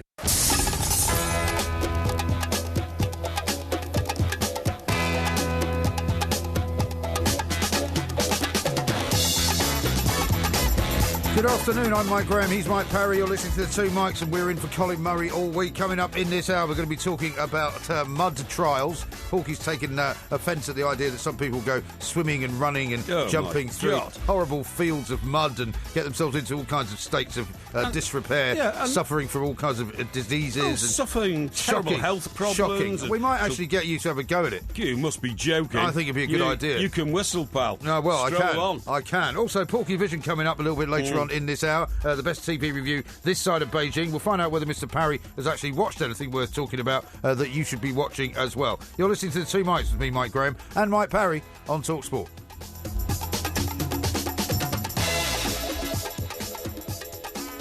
This is Talk Sport. We are the Two Mikes. There will be a podcast, of course, coming out a little bit later on. The podcast yesterday was seamless, I think. There weren't any problems with it. I think it went out very, very quickly. So you actually put a bit of effort and concentrated on it yesterday, efficiently. Did you? Well, you know, I prefer to give credit where credit is due, unlike you, to the technical teams here that managed to do lots of podcasts and lots of different bits of work throughout the day. Instead of rushing off to pursue your bladderation not at all. Campaign not. Every day we finish at 1. That's not true at all. Absolute rubbish. Now, where did you go yesterday? You're on the bladderation trail yesterday, weren't you? At your invitation to a place in Soho where there was a sort of a party going on. Yeah, there was, yeah. So we stayed there for a little while. Pretty good, and then I met my daughter and I took her out for dinner. Yeah, well done, yeah. I wouldn't call that at all irresponsible behaviour. Really? OK. Well, I went straight home, of course. You didn't go straight home? After the Soho thing. After you drank the place dry. But the Soho thing was business, see? So it took you to a business meeting. But after you arrived, the wine quickly ran out. It did, actually, but that's because people got excited seeing me. Is that right? Now, there's a very important football match going on tonight. Oh, yes. Up at Parkhead. Yes. And the man in charge of Celtic has been talking about it. The most important thing is to get through. If we'd have won last week 1-0, it would probably still been a disaster. We want to get through into the next qualifying stage, and we had 2 games to do that. And however we do it, at this stage of the season, we'll take it. You know, he says if they'd won 1-0, it would have still been a disaster. Well, he's right about that, but it wouldn't have been quite as much of a disaster as losing 1-0, which, of course, they did. Exactly. I mean, look, Brendan Rodgers had his time on Merseyside, and that's now moved on. So I have no axe to grind about who he manages now. And, of course, our friend, Mr. Brazil, former Celtic Boys Club player and all that kind of stuff. However, I've started getting a couple of, messages from my friends in Glasgow, of which I have a number. Do you? Yes, yeah, indeed. I had no idea. And one of them actually said, Brendan Rodgers talks a very good game. He does. But after the result in Gibraltar... They didn't quite put it like that, did they? Well, I was about to say, after the result in Gibraltar, is he really a football philosopher, or is he Billy BS. Bolloxios? Yes. You know what I mean? Yeah, exactly. And that's a question that's often asked about him. One Premier League manager who I was talking to last season literally said the trouble with Brendan is, as far as we're concerned, he's talking about the other Premier League managers, well, I can only isolate it to himself, is that if he was made of chocolate, he'd lick himself. They do think he has, or even eat himself. A very confident attitude to life, you know what I mean? He does, yeah. But he also has a remarkable way, does he not, of talking over things that perhaps would be in the negative for most people. For example, if you're not scoring goals, sometimes it's because you've got possession of the ball and you don't always want to go forward. I couldn't believe words that. to that effect. Have you read that whole interview? Yeah. In which you're right. He actually said, you've got to have patience. I'm asking the fans, have patience. Have patience. You don't necessarily, if you're going forward, need to score goals. No. You can go around in circles for a while. You can. And still score goals. And you can score possession. goals at 40 minutes. Right. You don't have to score goals in the first 10 minutes. So let's have some patience. And what he's going to find out very quickly up there is the Celtic fans don't have a lot of patience. One, they don't have a lot of patience, and two, they expect a lot of goals. Yes. Because a lot of the teams that they play are not very good. Yes. With the greatest respect to Scottish football. And when you're talking about teams not being very good, we're talking here tonight about this Red Imps team, right, from Gibraltar, who are basically part-timers. Yeah. A couple of police officers, a couple of customs officers, 1 or 2 full-time players. But basically, and I think the guy who scored the goal was a policeman, wasn't he? He was a policeman. Part-time policeman, actually, and I think, like a special cop or something. But you're absolutely right in what he said. What he should have been saying, in my view, what Neil Lennon would have said, right, is, don't worry, we're going to beat them 5-0 tonight. Yeah. That would have been on the back page of last night's evening newspaper in Glasgow. Yeah, the Daily Have Record no fears. Evening Times. Yeah. Come along and enjoy the game. We're going to beat them 5-0. Yeah. Instead of which, he's already getting his excuses in before the game. Yeah. You're absolutely right. The message to the players is similar to the supporters. It is that if we don't score in that first 20 minutes, then you have to be patient. You have to be patient. And for that, you need their support. But I understand Celtic supporters. They understand the game. And he says, patience is something they have been accustomed to. You can be an attacking team, but there are times when the ball can't go forward. It has to be circulated. What on earth does that mean? It means Have you nothing. ever heard that expression before from a manager? No. The ball has to be circulated. No. So has everybody got to have a chance to touch the ball before we go and score a goal? Yeah. I mean, it's not like Celtic fans are expecting some kind of Barcelona 45 passes and then in the back of the net. No. You know, that's not the way they play at Celtic. I know. You know. Why can he say this about a part-time team from Gibraltar? You might take 1 hour or might take 70 minutes before you break a team down. And then you can score 2, 3, 4 or 5 goals in the last 20 minutes. It's all complete airy-fairiness, Well, isn't that's it? the trouble, isn't it? And I mean, we've seen him so many times, as you say, when he was at Liverpool, when he would come out after a game, that everybody had seen Liverpool were terrible at. But he would have some completely different interpretation of what had happened. And this one, and we can't find the actual audio now, but I definitely heard him say, you know, of course, this was a result that shocked the world.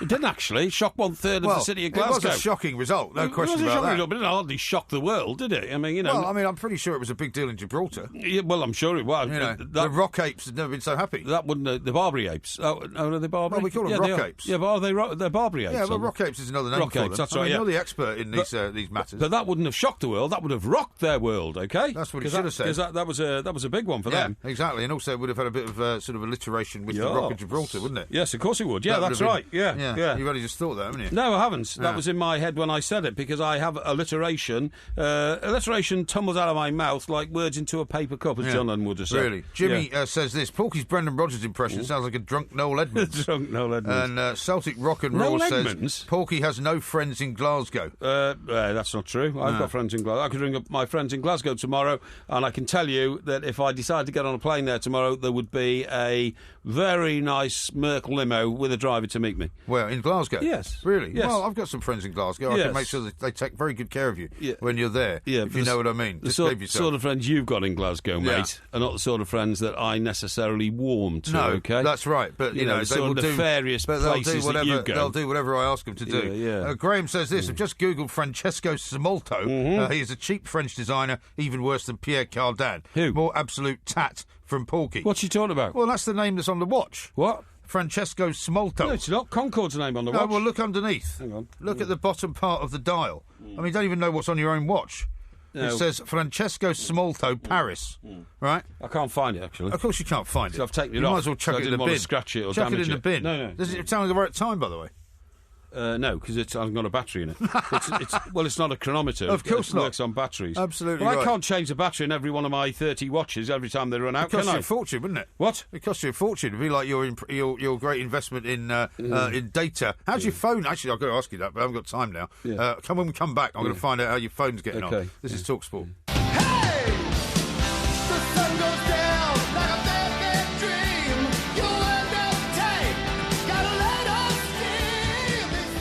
Thanks to Renault Vans, TalkSport wants to treat you and 4 mates to a VIP trip for next month's Community Shield between Leicester City and Manchester United. Yes, that's right. We'll whisk you to the capital in a Renault minibus, decked out in your team colours, and you'll be the guests of honour for the weekend sports breakfast ahead of this season's big curtain raiser on Sunday the 7th of August, OK? You'll then enjoy the full Wembley experience in a private box, and believe me, that is quite an experience, with complimentary food and drink, never mind the food, and 5-star service. Enter now at talksport.com/win to play for this ultimate Wembley package, all thanks to Renault Vans, with you every step of the way.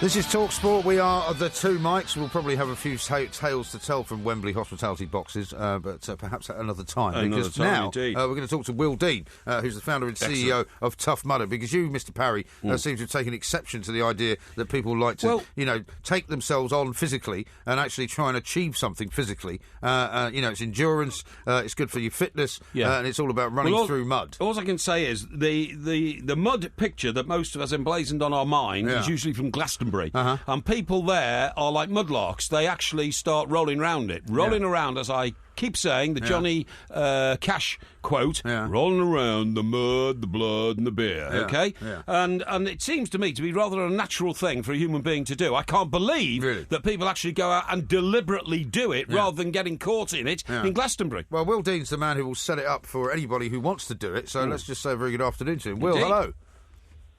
Hello, thanks for having me on today. Not at all. Good to hear from you. Now, you have approximately 2.5 million people who have gone through this, right? People who have done this sort of 10 to 12 mile mud and obstacle course, which is either being used as individual kind of just achievements or as some kind of bonding thing. Can you explain to Mr. Parry what's great about it and why he should either, one, accept it or two, even maybe do it? Well, you should definitely do it. So I think we should start there. So, Tough Mudder isn't a race. It's about teamwork and camaraderie. It's about getting together with your mates. There's no winners. There's no losers. You finish. He doesn't have any mates, though. That's the problem. Well, really? Well, you should do a Tough Mudder and he can make some friends then. No, ignore that, Will. Now, Will, I know that you take this very seriously, but the reason it was drawn to my attention was that I read last weekend there'd been one of these events where a dozen people limped out of it because they had tummy problems, they were taking in dirty water, it was giving them ear ache and all this kind of stuff. I mean, surely nobody subjects himself to that sort of thing without thinking, actually, the filth that I'm going to be rolling around in over the next few hours is going to cause me health problems. The truth is Tough Mudder is a very safe event. You're more likely to injure yourself driving to a Tough Mudder than doing a Tough Mudder. Yeah. And we're very proud of our safety records. We're not the only muddy obstacle course out there, but actually we do a lot of testing. We make sure that we've put water treatments into the water so there's no bacteria in there, that kind of stuff. So it is very safe. And, trying to answer that question of why do people do it? Yes. It's because they feel good about themselves when they've done it. Yes, it's a physical challenge. I wouldn't feel good about myself. I would hate myself. I would hate myself if I was such a pig-like individual that I wanted to roll around in the sort of stuff that pigs roll around in. Well, it isn't. It's not pig swill, as I said. The mud, we actually treat it. But, people overcome these obstacles. They do things they didn't think they could do. And then people write to us the day after the event. Yeah. People go into work and they say to their boss, you're bullying me. You don't get to speak to me like that. I'm a Tough Mudder. Or people write to us and say, I'm a Tough Mudder. I lost my job. Or, yeah. You can't speak to me like that because I like spending the weekend jumping into pools of filthy mud. Oh, yeah, it makes me a big guy. Well, you must be a pleasure to work with. I can see. Many people have said this is why, Will, when this is a man who is completely impervious to team bonding exercises, right? He doesn't like working with teams. He doesn't like working with other people. He doesn't, in fact, even like working with me. In fact, he'd rather I wasn't here. Do women actually do this as well, Will? That's right, yes. So we what, you mean women? 40% of all of our participants. Well, what I'm saying is, in America, where I lived with my colleague here, Mike Graham, for a number of years, not with me, you'd get people in the deep South states who'd pay $50 a night to see women rolling around in mud. So I mean, I think that's something else. I don't think it's mud wrestling. I don't think this is necessarily a great thing for the fairer sex to get involved in. Well, I can see your opinions are very firm and held on this. But, women do this event. Women compete alongside men. And, people feel great about the fact they've done it. And we now have the Tough Mudder Half as well, which is a 5-mile event that doesn't involve getting zapped with electricity or going in the skips full of ice. And we're actually getting more women doing those events than we are men. Yeah. Actually, there's a couple of people that... It's a great way to meet women as well because we're getting so many women to these events. Oh, well, OK. I'll book for a course. So now he's interested, We have had 10 people who've met at our event, who've gone on to get married, who met at our event and had children as a result of it. So there are children walking around this face of the earth now. And which swamp do you use for them to get married in? You've got a church in a swamp somewhere. Well, our next event is London South, is just outside of Winchester, and the beautiful rolling hills there. That's coming up. Now, do you mind if I ask a question? Please do. Will, what I wanted to ask you was, there's a couple of people at Talk Sport who've done the Tough Mudder thing and probably will do it again. Yeah, they're getting sacked tomorrow. No, they're not. Unfortunately, you're no longer in charge of that particular department because you're too unpleasant. As well. But, Will, you mentioned, and they mentioned to me as well, that there's a sort of electric shock treatment thing that goes on. Tell us about that. Yeah, so the final obstacle, the first time you do a Tough Mudder, and you only have to do this the first time you do a Tough Mudder, is electroshock therapy. And it's a series of wires dangling down in front of you. They go for about 10 metres, and you have to charge through them with your mates. And each one is charged with 10,000 volts. And so it'll sting you, it'll knock you over if it hits you, but it's very safe. Doesn't sound very safe. No, it doesn't sound safe to me. Bolt of lightning up your jacksie when you're trying to do a race. And we're surrounded by water. Yeah. 2.5 million people have done it. We haven't had one injury. No, listen, we're not. We're not suggesting that you're running some kind of torture chamber here. But it isn't for everyone, is it? I mean, you have to admit. Well, of course, not everyone wants to come and do this, but in the UK alone, over 500,000 people have done it. They've raised over £3 million for Help to Heroes. Yeah. The events keep growing every single year. And, I think people assume, it just must be men in their 20s and 30s who come and do the event. But as we said, there's almost as many women doing it. We have people into their 40s, 50s, 60s doing our event, all shapes and sizes. Because, yes, it's challenging, but because it's not a race, others will be there to help you get through. And I think it's that sense of teamwork and camaraderie is why people keep coming back, because everyone's helping each other. People are helping each other over the walls, pulling each other up, and people feel good about the fact that everyone's in it together. OK, a bit like the Eton Wall game then. Now, Will, I want to ask you a really practical question. These courses are up to 10 kilometres long, is that right? They're up to 10 miles long. 10 miles long. All right. Now, where do you find these courses? Because presumably you have to go and see landowners and tell them that you want to dig a bit of the course up, that you want to put water in it, you want to turn it into a muddy landscape and all that. I mean, where do you get the course from? Well, so we put on these events all over the world. So in the States, we have some at ski resorts, we have some at ranches. In the UK, it tends to be stately homes, landed wealthy aristocrats with big fields.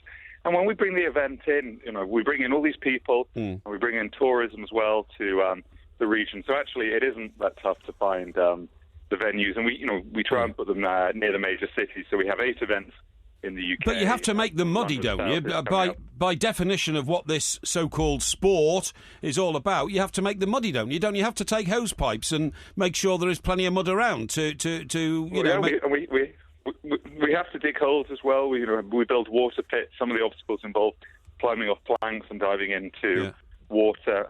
But mud is something that mercifully is quite easy to find in England. So it isn't too complex. All right. Well, listen. When we get to Arizona, we have to ship in the mud. I bet you do as well. But anyway, look, I admire your the defence of. Do you call it a sport, by the way, or is it an activity, or what?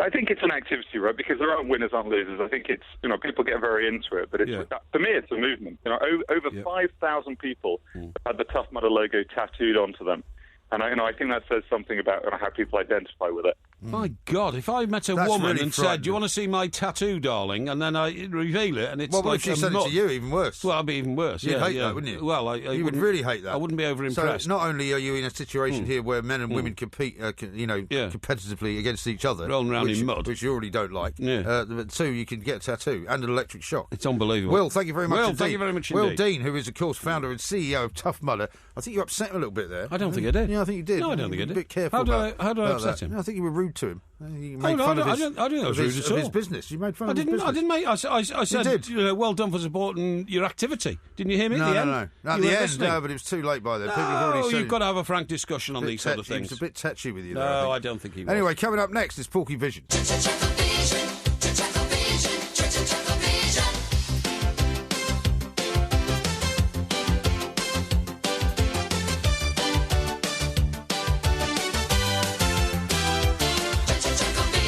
That music can only signal one thing, and of course it's that time of the week when we have Mr. Parry's Porky Vision, which of course is his own particular brand of TV review. What have you been watching this week, Mr. Parry? Well, you see, you think now, because the way you've primed the audience is I'm going to go rambling on about some nonsensical TV show that I haven't seen, but I've read the reviews of and all that kind of stuff. That is not going to happen. Well, that is based on the empirical evidence. Now, guess what has saved this week's Porky Vision? I don't know. What saved it? I discovered how to use iPlayer. Fantastic. Yes. Well done. Yes. Congratulations. Brilliant, because, you see, what I was going to watch is I was going to focus on, because my my contacts in the showbiz world said you must watch The Secret Agent, which is on at 9 o'clock on a Sunday night. Okay, yeah. It's a new spy thriller. A new spy thriller. Now we had a very busy weekend last weekend. We certainly did. Rugby. We're doing a show here on Sunday, and I actually didn't get to it. But neither did I program my Skybox to record it. Okay, so that was careless of you. I was bereft on Monday morning, and then I rang somebody up and said, "What's iPlayer?" Yeah, and they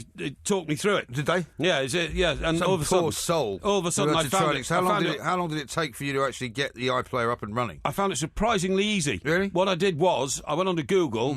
Typed in iPlayer, and it was there. Oh, right. It was amazing. Okay. Yeah. But anyway. But, I mean, you say that, but I mean that's not the sort of thing that you can normally do by yourself without some kind of outside assistance. I cracked it, mate. Don't well worry. Done. Now the thing is, this is the next great TV series after Peaky Blinders. Okay, yeah, it's brilliant. Now it's only 3 parts, but I get the impression that once this is completed, they'll have to bring it back with another one. It's brilliant because that makes no sense to me. Why only they're doing a lot of this now, don't they? 3-part series. What do you want I to do mean, that for? just by the time you get into it, it's totally finished. Great. Anyway, listen, it's set at the turn of the century, okay? And the guy... Turn of which century? Between sort of the late 1890s and the early 1900s. So that's turn of the last century, then? Yeah, that's right, last century, because when you say the turn of the century, it could be, like 2000. Yeah, generally speaking, the turn of the century is regarded as the Victorian era. Well, it isn't. It is. It's like pre-war and post-war. Anyway, we're not going to argue about that now. Now, the point is, the guy who plays the main character... The secret agent. Whose name is Velcro, or something like that. I've forgotten what it is now. But it's you sure that's not just his secret agent name? No. Like Agent Velcro. No, he is Mr. Velcro. Mr. Velcro, I think it is. Velcro. Hang on. Wait a minute. Are you sure you were watching the same programme? Yeah. Anyway, look, the name of the actor is Toby. Toby Jones. Toby Jones. Right, here we are. Right. In the programme, his name is Verloc. Verloc, yeah. It's a bit like Velcro. Well, all the same letters are in it. VERLOC. So VELCRO. It would be Velcro, but it's Verloc. Okay. Verloc. So he's Mr. Verloc, and it's quite interesting. It's an unusual name, isn't it? He runs a shop in Soho, where we were yesterday. Yeah. But it's a bit smutty. Is it? It's supposed to be a lithograph. They got rid of all those shops. No, this is one of the first ones ever in Soho. This makes it so interesting. So he's supposed to sell lithographs, right? Yeah. But actually... all sorts of people, like judges and MPs and, the gentry, come in and they buy smutty magazines. I see. Which he has literally under the counter. Women in Did daring... they have those in Victorian times? Oh, yeah, very much so. Women in daring clothing. What, you mean women actually wearing something other than a dress that completely covered them? Women wearing shorts. Showing their ankles. Shorts that show their ankles and wearing nylon stockings. Okay. All this kind of stuff. Steady on. Absolutely. Okay. And so that's how he makes a living. Right. Anyway, the secret side... Is he the secret agent, then? Hey? Is he the secret agent? He's the secret agent, yeah. Okay. Anyway, the secrecy in his life is that he's actually... a double agent. Yeah. He has one of these mad social consciences that people had in those days, where he believes that Britain is corrupt because of its empire and all that kind of stuff. Okay. And yet, for some unknown reason, which I've never understood, he's spying for the Russians. Is he? The thing is, the Russians weren't communists by then. The Russians were, in fact, an imperial power. It was still the Tsar. Yeah, it was the Tsar, an imperial power and all that kind of stuff. So his Russian contact, his minder, is the first secretary at the Russian embassy, but he's posher than our royal family. You see what I mean? Well, he probably went to Eton. He probably did. Yeah. He probably did. So anyway, so what happens is this guy is real small time, and the point I want to make is that the actor Toby Jones is incredibly ugly. Is he? Oh, he's an ugly, squat little man, and I believe he's been cast as an ugly, squat little man. Because that's the grubby sort of little character they're trying to portray. Right. Do you see what I mean? So the anti-hero type. He's not James Bond. No, this guy's no hero. That's what an anti-hero is. No, this guy's going to be... An anti-hero means he's not a hero. Yeah, okay, yeah, fine. So, anyway, what happens is he meets his minder, and what he normally passes on is a bit of information about which MPs and judges and things are buying, the smutty material from his shop, so that at some stage, if they the Russians... be blackmailed or exactly, the Russians want to blackmail. Is this the first one you're reviewing, not... No, this is the first one. This is the first one, right.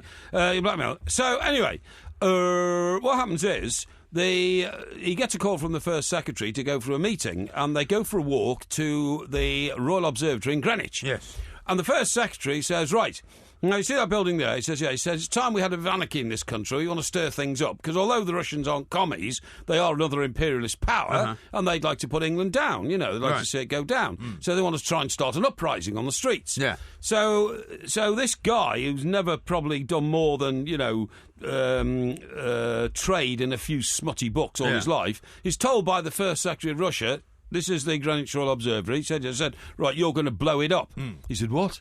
He said, you blow it up. Does he have any training in this kind of stuff? No, he's never blown a balloon up. Right. To be honest, I don't know if they had balloons in Victorian days, but if they did, he hadn't blown one of them up yet. Right. So he says, well, how do you expect me to do that? Yeah. He said, well, that's up to you.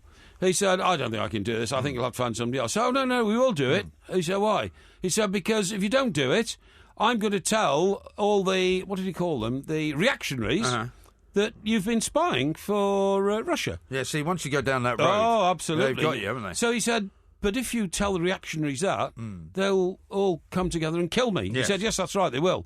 Oh, so you better blow this building up. Right, get on with it. You've got 1 month. So then he has to go and find a bomber, a man with a bomb factory. Yeah, right. And he finds a guy with a bomb factory who at first says he's not interested in doing it, but then, believe it or not... I can't believe it. Believe it or not, the secret agent fella, the very ugly man, Toby Jones, Velcro. Yeah. Velcro, what's his name? Velrock, yeah. Verloc is actually being followed by, Special Branch. Well, it's sticking to him like glue. Well, no. Now, Special Branch, this is a bit of miscasting, is represented by Chief Inspector Heat. Chief Inspector Heat? Yeah, he's the heat is on. The heat's on Velcro. Yeah, that's right. Yeah, the heat is on Velcro, right?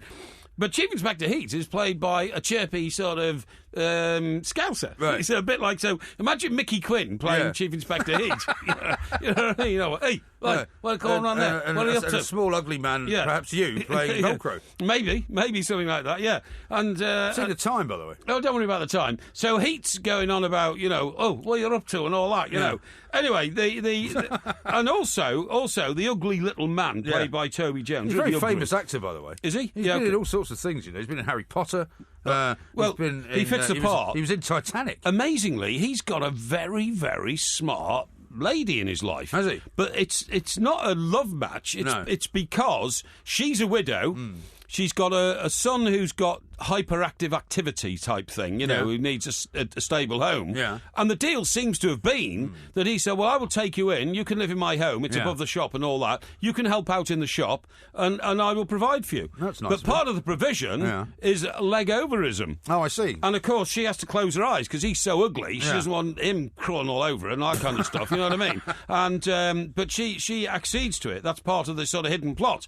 Anyway, the big problem is in the next 2 episodes... Right, well, don't give anything away. No, well, I don't know, do I? Is that ugly Toby, Verloc, has got to find a way of putting a bomb together and blowing up the Royal Observatory, otherwise he's dead. Right? Yeah. And, of course, the Russian First Secretary, who's his contact, very smooth guy.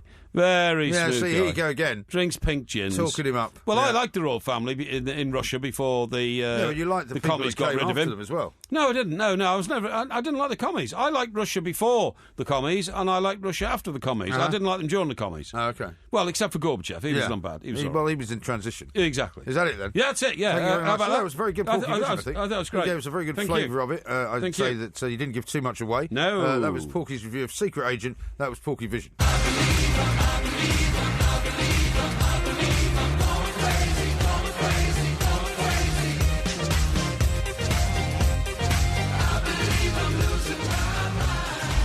This is TalkSport. We are the Two Mics. There will, of course, be a podcast coming out a little bit later on. Look out for it on iTunes. We'll be tweeting out when it's here, of course, as well. We're going to the Edinburgh Festival, by the way, in case you didn't know that, Porky. At the end of August, we'll give you some details on that. What do you mean as though I didn't know?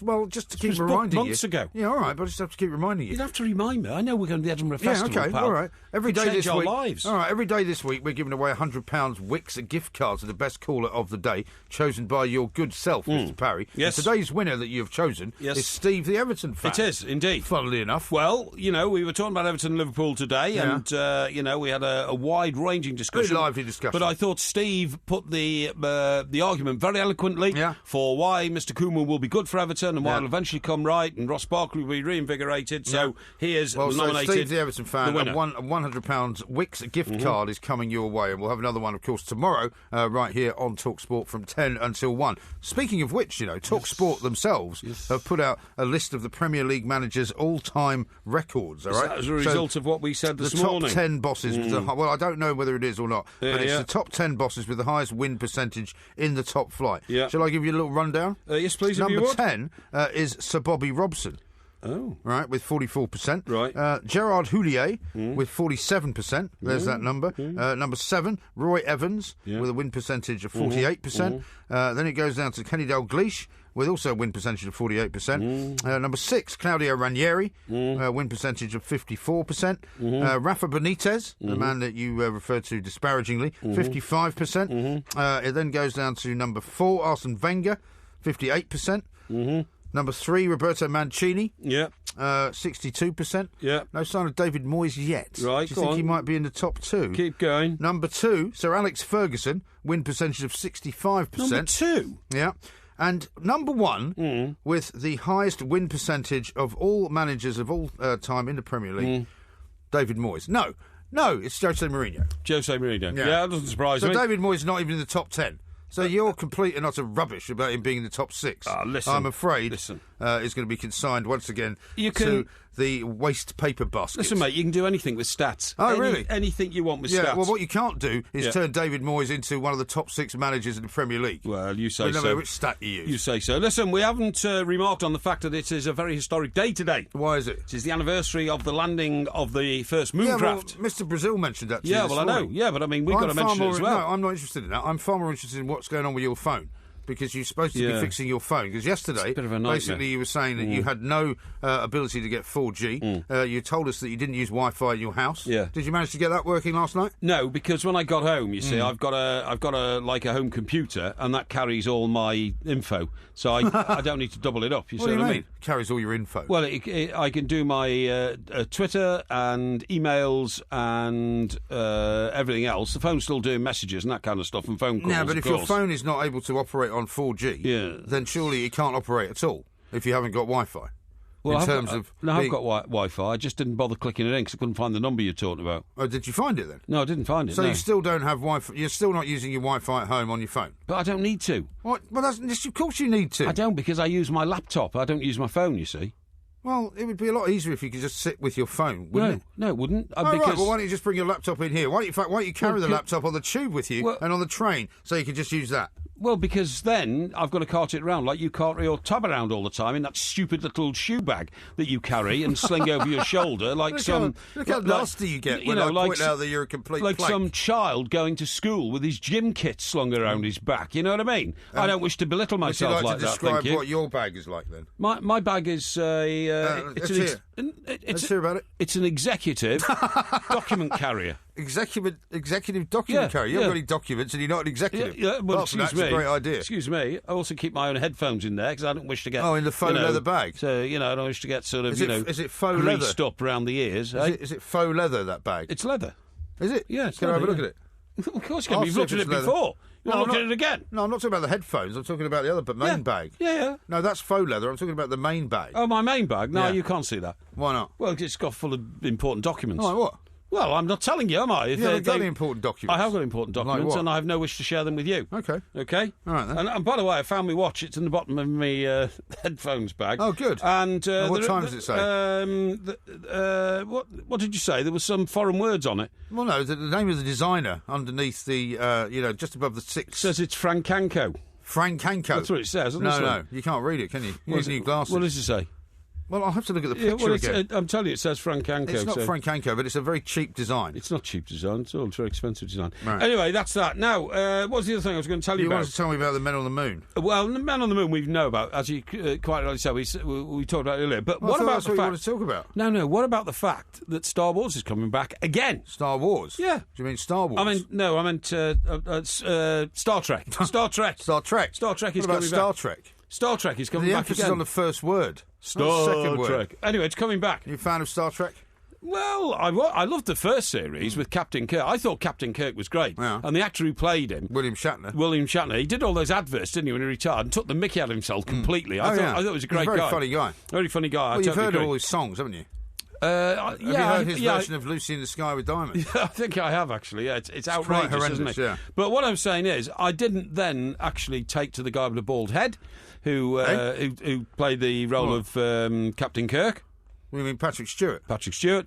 And I don't think you played Captain Kirk. You played somebody different. I thought you played Captain Kirk. No, I don't think so. Okay. And I don't think I'm going to like the latest Star Trek film because... Why? Well, I'll tell you why. Because Captain Kirk's not in it. No. I understand why James Bond films have to keep up with the times and invent new technology for every film. Yeah. You know, new ways of interlocking phones and driving cars with remote control and all that. I understand all that. People using Wi-Fi. But the thing is, what people forget is, if you introduce more new technology into a Star Trek film, it's ludicrous because they're already supposed to be 2 centuries ahead of us anyway, aren't they? You see what I mean? But why wouldn't they continue to evolve, though? Well, they might, but we wouldn't know anything about it because we haven't got there yet.